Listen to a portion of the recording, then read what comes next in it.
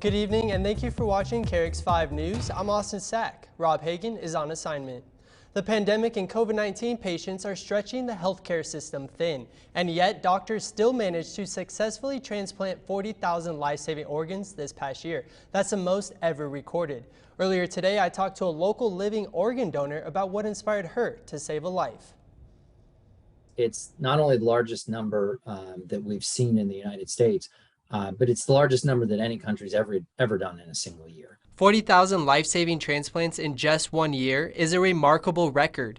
Most donate posthumously, but Meredith McCurdy is among a small army of living donors. Living liver donors are only about 500, but I hope that someday there will be so many of us that my story is boring. 69% of Coloradans are registered as deceased organ donors, making our state #1 in the nation. But I think being a living organ donor is not something you really think about until you're presented with the opportunity. That opportunity was a friend from high school with an uncommon autoimmune disorder. Transplant was kind of her next and last option. When Meredith learned she could donate half her liver and make a full recovery, I couldn't think of any reason not to, really.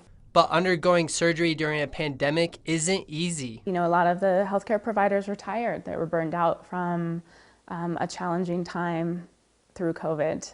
COVID cut the number of transplants in hospitals nationwide in half. The same hospitals that are doing organ transplants are the ones that were treating COVID patients, were being overwhelmed in their emergency rooms sometimes. Even with setbacks, the United Network for Organ Sharing recorded a record of 40,000 transplants and has encouraging news for 2022. We have a number of technology innovations we're going to roll out in the next year, some data to help better target the right organ to the right patient, travel tools, tracking tools.